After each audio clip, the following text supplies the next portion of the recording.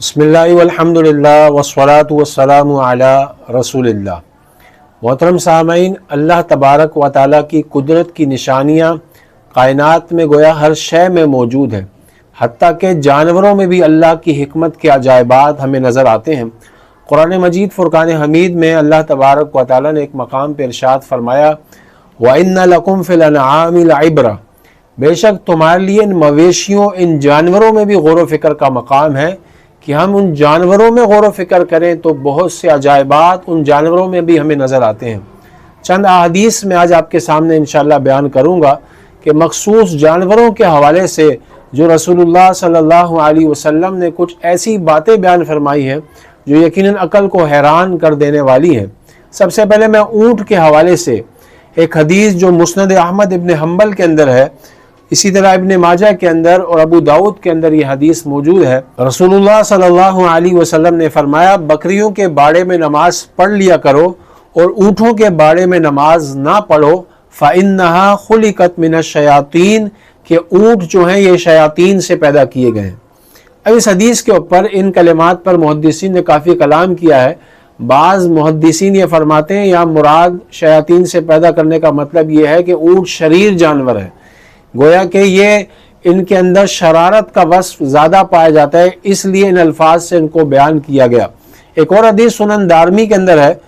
وہ یہ ہے کہ ہر اونٹ کے اوپر شیطان رہتا ہے، جب تم ان پر سواری کرو تو اللہ کا نام لے لیا کرو۔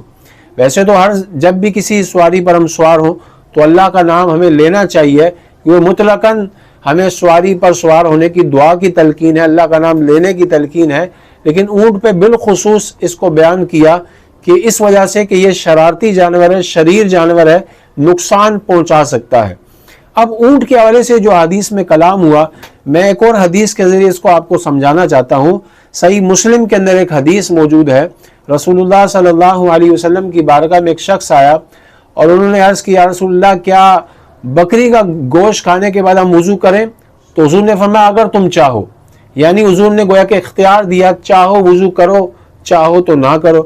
پھر اسی شخص نے یہ سوال کیا یا رسول اللہ اونٹ کا گوشت کھانے کے بعد ہم وضو کریں؟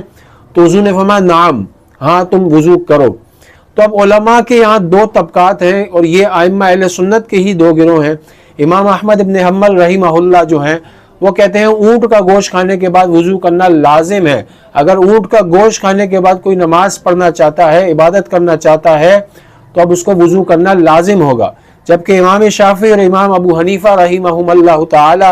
یہ حضرات کہتے ہیں کہ وضو کرنا مستحب ہے، لازم اور ضروری نہیں ہے۔ لیکن میں یہاں ایک جو اس حدیث سے پچھلی حدیث کا ایک تعلق ہے وہ میں آپ کے سامنے بیان کرنے جا رہا ہوں۔ بعض علماء نے فرمایا جو اونٹ کا گوشت کھانے کے بعد وضو کا جو حکم ہے، جو جن لوگوں نے گوشت کھانے کے بعد اس کے وضو کو لازم بھی قرار دیا تو وہ یہی کہتے ہیں امر تعبدی ہے، اللہ تبارک و تعالیٰ کی طرف سے ہے، نبی پاک صلی اللہ علیہ وسلم نے حکم دے دیا حدیث میں، اب ہم کریں گے، اس کی حکمت معلوم ہو یا نہ معلوم ہو۔ لیکن علامہ ابن قیم نے اپنی کتاب کے اندر اس کی ایک تشریح اور ایک توضیح بیان کی ہے۔ علامہ ابن قیم نے کہا کہ اونٹ جو ہے اس کے بارے میں روایت میں یہ موجود ہے یہ جنوں سے پیدا ہوئے، اور جن جو ہے وہ آگ سے پیدا ہوئے، اور جب انسان جب کسی جانور کا گوشت کھاتا ہے تو اس کے اجزاء جب جسم میں اترتے ہیں انسانی جسم میں تو اس کے کچھ اثرات انسانی جسم پہ مرتب ہوتے ہیں۔ تو یہ جن جو ہے آگ سے پیدا ہوئے اور یہ گویا کہ اونٹ بھی انہی کی نسل ہے، تو فرمایا آگ کو بجھانے کا عمل جو ہوتا ہے وہ پانی سے ہوتا ہے، تو فرمایا اس پہ وضو کر لیں تاکہ اس کے اثرات جو ہیں وہ ختم ہو جائیں۔ گویا کہ کی تشریح اور توضیح علامہ ابن قیم نے بیان کیے جو بظاہر ان دونوں احادیث کا ایک ربط بھی یوں جڑتا ہے۔ یہ چند باتیں تھی جو اونٹ کے حوالے سے احادیث میں ذکر ہوئی، وہ میں نے آپ کے سامنے بیان کی، جو یقیناً انسان کو حیران کر دینے والی ہے کہ اونٹ کے حوالے سے حضور نے فرمایا کہ یہ شیاطین سے پیدا ہوئے، بعض روایت میں ان کا یہ جنوں سے تخلیق ہوئے، اس طرح کی مختلف روایات اونٹ کے حوالے سے موجود ہیں۔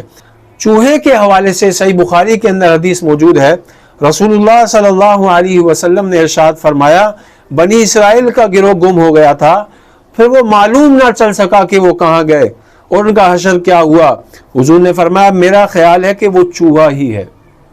اب یہ حضور نے کیوں فرمایا؟ تو حضور فرماتے ہیں کیونکہ جب ان کے سامنے یعنی چوہے کے سامنے اونٹ کا دودھ رکھا جاتا ہے تو وہ اسے نہیں پیتے، اور جب ان کے سامنے بکری کا دودھ رکھا جاتا ہے تو اسے پی لیتے ہیں۔ یہ حکمت اس طور پر اس کو بیان فرمایا کہ بنی اسرائیل جو تھے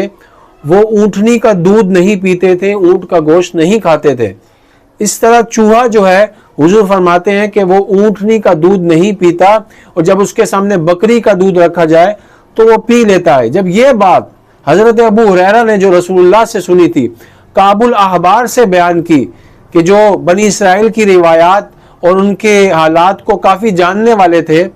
جب ان کو بیان کی تو انہوں نے کہا کیا واقعی آپ نے رسول اللہ صلی اللہ علیہ وسلم سے بات سنی ہے؟ تو ابو ہریرہ رضی اللہ عنہ کہتے ہیں میں نے واقعی رسول اللہ سے سنی ہے۔ کئی دفعہ جب انہوں نے بات پوچھی تو سیدنا ابو ہریرہ کہتے ہیں افا اقرأ التورات، کیا میں تورات پڑھتا ہوں؟ یعنی میں نے رسول اللہ سے ہی سنا ہے، میں نے تورات نہیں پڑھی، یہ خود رسول اللہ صلی اللہ علیہ وسلم کے زبان اقدس سے کلمات میں نے سنے ہیں۔ تو یہ بھی یقیناً ایک حیران کر دینے والی ایک بات ہے جو رسول اللہ نے بیان فرمائی کہ چوہا جو ہے ایک مسخ شدہ ایک قوم ہے بنی اسرائیل کی۔ اسی طرح سانپ کے حوالے سے صحیح بخاری میں، ابو داؤد کے اندر اور دیگر کتب احادیث کے اندر یہ روایات موجود ہیں کہ نبی صلی اللہ علیہ وسلم نے فرمایا ہر قسم کے سانپ کو قتل کر دو، یعنی مار ڈالو، اور بالخصوص اس سانپ کا ذکر فرمایا جس کو حدیث میں رتفیتین کہا، کہ جس کی پشت پر سیاہ نقطے ہوتے ہیں، سیاہ دو لکیریں ہوتی ہیں، اور اس کی دم بھی کٹی ہوتی ہے۔ اس کا وصف کیا ہے، وہ کرتا کیا ہے؟ فَإِنَّهُمَا يَلْتَمِسَانَ الْبَصَرَ يُسْقَطَانِ الْحَبَلَ، وہ لوگوں کی آنکھوں کو زائل کر دیتا ہے، یعنی ان کی آنکھوں کی روشنی کو ختم کر دیتا ہے، اور حمل والی کا حمل بھی گرا دیتا ہے۔ اسی طرح مکھی کے حوالے سے ایک حدیث صحیح بخاری کے اندر موجود ہے، رسول اللہ صلی اللہ علیہ وسلم نے بیان فرمایا کہ جب مکھی تم میں سے کسی کے برتن میں پڑ جائے تو اس کو برتن میں ڈال کر واپس باہر پھینک دو، کیونکہ اس کے ایک پر میں شفا اور ایک پر میں بیماری ہے۔ اور محققین یہی کہتے ہیں کہ جب مکھی بیٹھتی ہے کسی برتن میں جا کے تو پہلے اپنے بیماری والا پر رکھتی ہے، اسی لیے حدیث میں فرمایا کہ اس کو اندر ڈال دو تاکہ شفا والا حصہ بھی اندر چلا جائے اور اس کے مضر اثرات ختم ہو جائے۔ اس پر بہت سے لوگوں نے اشکال بھی وارد کیا جو منکرین حدیث ہیں، تو اس کا ایک تفصیلی جواب سائنسی لحاظ سے، میڈیکل کے لحاظ سے اور بہت ہی محققانہ انداز کے اندر علماء نے بیان کر دیا گیا، اور محققین نے اس کو لکھ دیا ہے۔ آپ جا کے وہاں اس کو مطالعہ کریں۔ اب یقیناً ہمارا کلپ جو ہے اتنا طوالت ہم اس کو نہیں دینا چاہتے کہ ہم ساری بحث یہاں کریں، تو جو اس کو پڑھنا چاہتے ہیں تو اس پر بہت سی تحقیقات موجود ہیں، آپ وہاں سے اس کا مطالعہ کریں، انشاءاللہ آپ کے تمام اشکالات دور ہو جائیں۔ یہ چند روایات تھیں جو جانوروں کے حوالے سے رسول اللہ صلی اللہ علیہ وسلم نے بیان فرمائی۔ اللہ پاک ہم سب کو کائنات کے عجائبات پہ غور و فکر کرنے کی، اور اللہ پاک ہم سب کو معرفت الہی میں ہمارے مزید اضافہ فرمائے، آمین یا رب العالمین۔